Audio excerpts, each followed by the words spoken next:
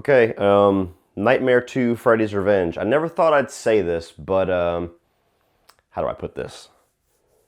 There's a new sheriff in town?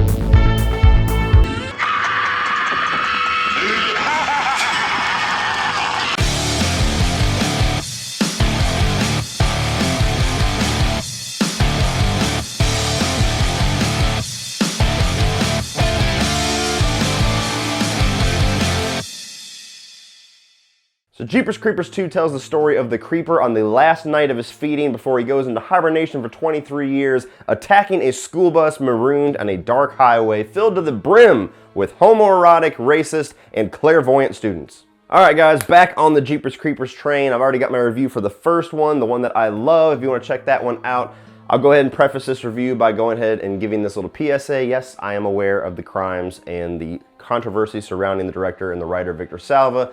I'm not talking about that. So please do not flood the comment section talking about that, trying to point fingers, and you shouldn't even be talking about this movie, blah, blah, blah, blah. I'm talking about the movie. This is a movie review channel. I'm reviewing the movie. I'm not talking about the director. This is not a political or a moral stance channel. I'm just talking about Jeepers Creepers 2 because this is a horror channel and this is a horror movie. Okay, connect the dots? Yeah, okay, we're up to speed, good. So Jeepers Creepers 2 came out 2 years after the original in the year 2003. It was a very popular movie at the time because everybody loved the first one. It was this big surprise for horror fans. Walking into Jeepers Creepers 2, they had a lot of baggage that they were able to kind of dismiss when they made this movie. They didn't really have the baggage of trying to hide what the Creeper was, who the Creeper was, trying to make it a mystery of is it a human, is it a monster. This one they can go full-on monster movie. They can show what the Creeper can do, they can show his powers, they can go a little bit more CGI, a little bit more practical effects showing his wings and how the different parts of his body regenerate. They had a lot of things that they could go towards to make this a really interesting sequel to build upon that first movie. So getting right into it, actually going along with what I was just talking about, one of the main positives of Jeepers Creepers 2 is the fact that we get to see a lot more of the Creeper. We get to see a lot more of what makes this creature tick. We get to see a lot more practical effects work and seeing how like the body parts regenerate. There's a really cool scene when a head grows out of his decapitated little trunk right here. You get to see the wings a lot more. You get to see how he flies around and how he hunts a little bit more as a monster versus the mystery aspect of the first movie. So that gives it a nice breath of fresh air, a nice little change of pace and a change of tone for a sequel to not be just a retread of what we saw in the first movie.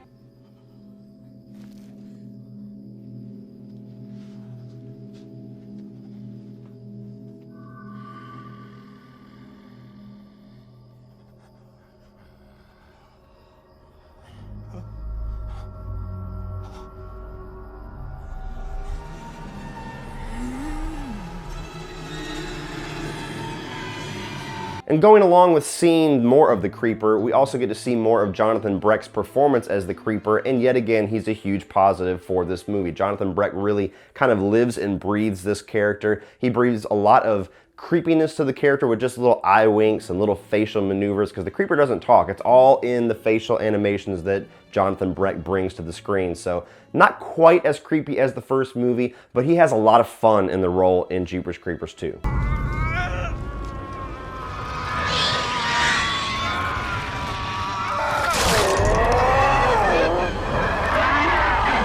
Another awesome performance in Jeepers Creepers 2 is actually Ray Wise. He is the father of the child that befell the tragedy in the opening of this movie, which I'll get into in just a minute. And he is on just a trail of vengeance, hunting down the Creeper. He is going to either fuck the Creeper up or the Creeper is going to fuck him up. Somebody is going to die tonight, and he brings that through in his performance. He's got a lot of intensity. Most of the really good acting as far as human characters comes from him, and unfortunately solely him for the most part. We'll talk about that. But Ray Wise, his character is a really cool introduction into the second movie because not following the main characters of the first movie, he's kind of your protagonist. He's the one that you want to see kind of triumph over the Creeper in this sequel.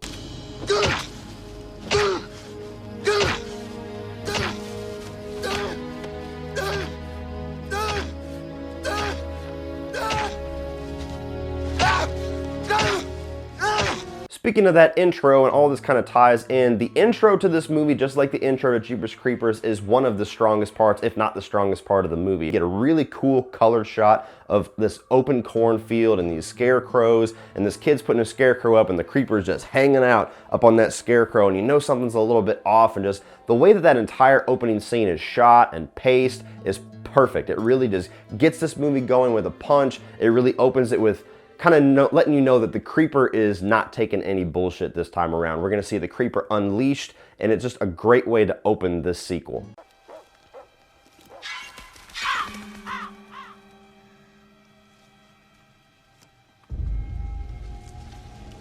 And part of the reason why that opening works so well is because I think a lot of the direction and a lot of the cinematography works really well with the sequel as well. The way that they kind of have the colors contrasted in the opening and some of the dream sequences involving the cornfields, just a really cool, different kind of shot and a different look for a horror movie. I think a lot of the cinematography at night is really good. It's kind of hard to do a movie that's completely at night and have everything lit really well and have everything shot really well. A lot of the overhead shots, like when the kids are running from the bus and things like that, work really well, as well as the pace of the movie. I think it kind of unfolds in a nice little clip. You know, you have your intro that really gets you going, then you get introduced to the school bus, it immediately just gets broke down and you know where the rest of the story is going to be going. There's something going on out here and I don't like it. I think if we just stop.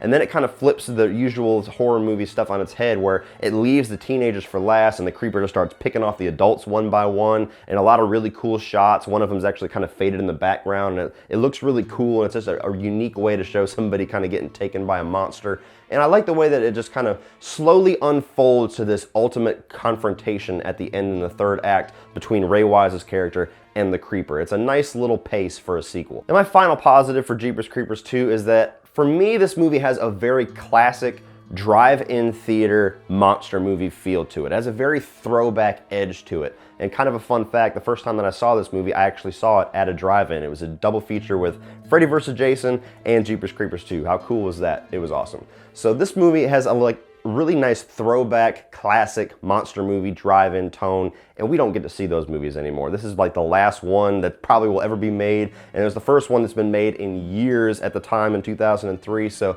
that kind of tone, it always makes me think of the drive-in theater when I watch this. So that's not gonna be a positive for everybody, but for me personally, I always think of the drive-in. I always smile when I watch this movie. Now moving on to the negatives, there's quite a bit. Let's go ahead and let the cat out of the bag now. This is not nearly as good as the first Jeepers Creepers. It's loaded with flaws, tons of great things they did in this movie that actually keeps it to where it is a good sequel overall, but man, they dropped the ball in a lot of areas. The first major casualty of this sequel is the writing by Victor Salva. Not nearly as strong as it was in the first movie. The writing is just all over the place in this one.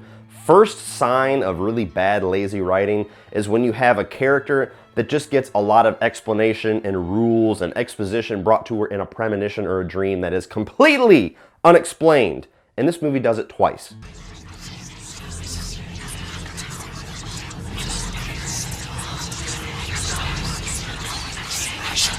Every 23rd spring for 23 days it gets to eat.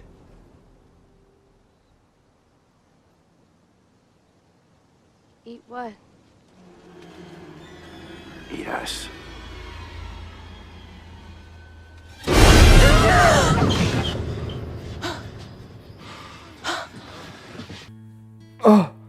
Oh my god.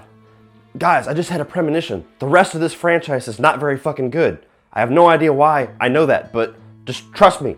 The dialogue writing isn't very good amongst the characters, and it actually kind of really blocks you from liking a lot of these kids that are stuck in this bus because their dialogue is just so off-putting. You're kind of like, I don't know if I want that guy to survive, or that guy, or her, or him. Fuck it, kill them all. And there's a lot of weird little quirks and character traits that Victor Salva inserts into these kids that just feels so odd. It doesn't really feel like it's there to kind of differentiate all the characters and to give them their own identity. It just feels strange. Like, you have one character, Izzy, that the entire movie, the only storyline regarding this guy, and he's basically one of the main characters, you get a lot of focus on this guy, is that everybody doesn't know if he's gay or not. They call him Izzy or isn't he. And the entire basis of that rumor of him being gay or not gay is that supposedly he got in a bar fight once.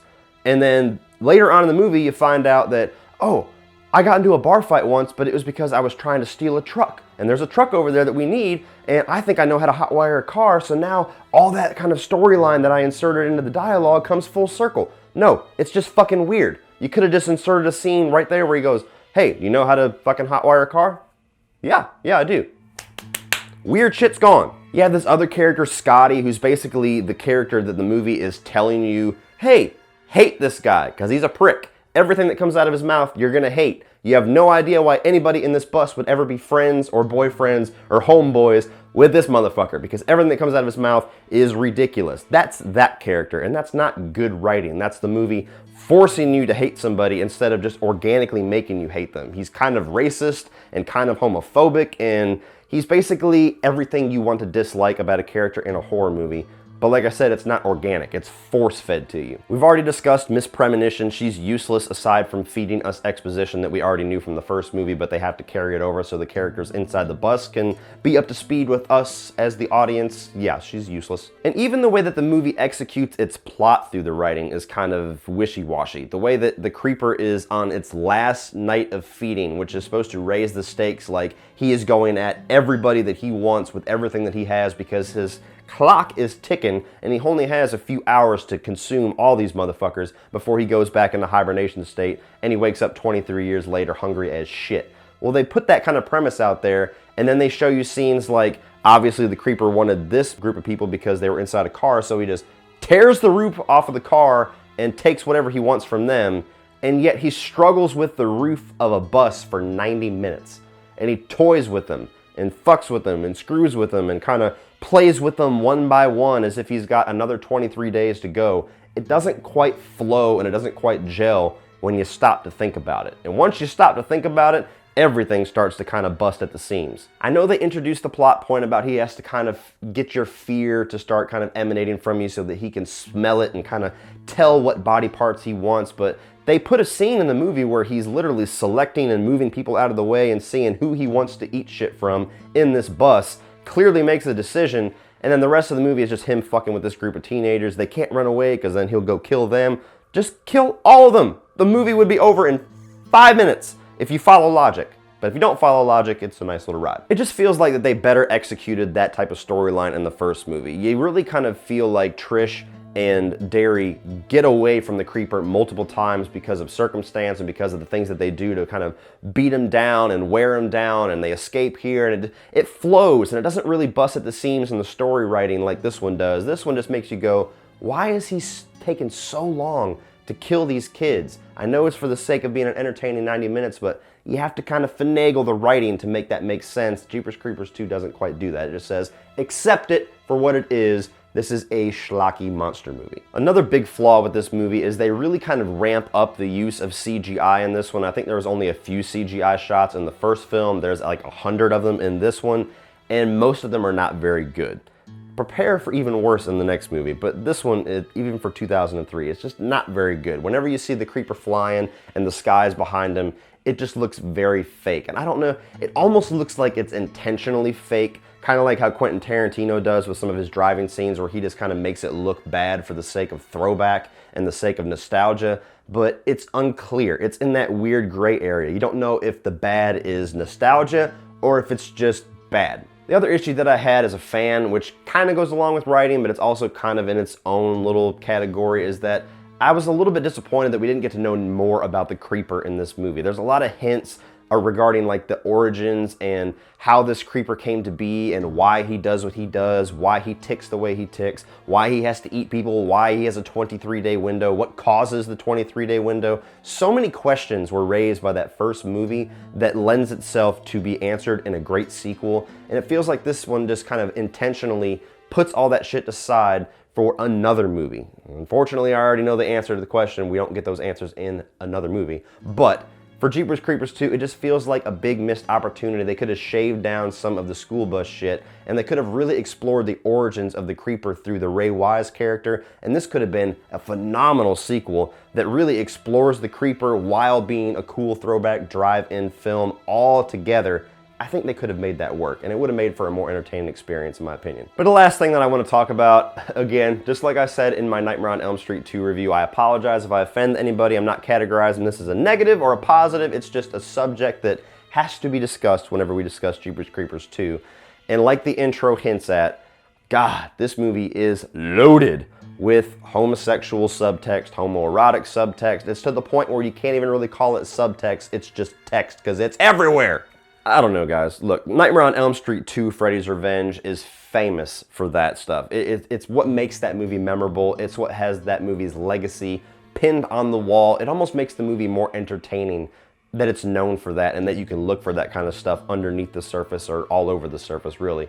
But with Jeepers Creepers 2, it just feels icky. It feels like it just doesn't really fit. It feels foreign. It feels like it's shoved in for the sake of being off-putting. And the fact that Victor Salva is the one, the writer and the director, inserting all of this and shoving it into your face throughout the runtime of this movie in just random unnecessary spots makes it all the worse, being what he is kind of known for with his controversy and his crimes. So just, I don't know. That's something that has to be said about this movie, that it just feels strange to me. It feels like it's such a left turn and such a knee jerk from the tones and from some of the things that they had, you know, thematically wise in the first movie. Here, it just feels like it's just painted on for the sake of being shock value, and it's shocking for all of the wrong reasons. With all that being said, guys, Jeepers Creepers 2 is a decent to good sequel. I do not hate this movie. I can actually enjoy it when I watch it. This is not something that I would avoid in a marathon. This is not a sequel that I would tell people to stay away from. It's just a gigantic step down from the first movie. If you see my review, you know how much I love the first movie. It's one of my favorite horror films of all time. I think it's damn near flawless. This one has flaws every left and right turn that you take. And it's unfortunate because there was so much potential for this sequel. A lot of it they nail. A lot of it they go for and they realize the potential. A lot of it feels like they left on the cutting room floor in favor of a lot of weird shit that just didn't need to be there. So Jeepers Creepers 2 is a really interesting but necessary to watch sequel. So if you're a fan of the first film, I do recommend you check this one out, but don't run out to spend a whole bunch of money on it. Just be patient, wait, check it out on Netflix.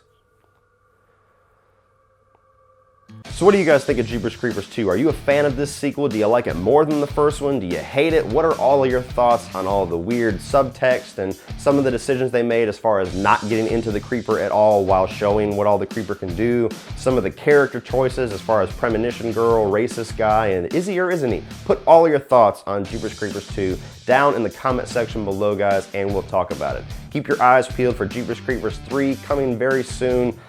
Oh, that's going to be a painful one to talk about. Please like and share this video. Hit the subscribe button if you're not already a subscriber. If you want to check out my social media links, check out the video description below. You got Facebook, you got Instagram, and you got Twitter. Right next to the link to my Patreon page, which is a great way to help build and to really support this channel while getting exclusive cool content for your eyes only. And if you want to check out some more of my videos, you can check out a few more by clicking right over here.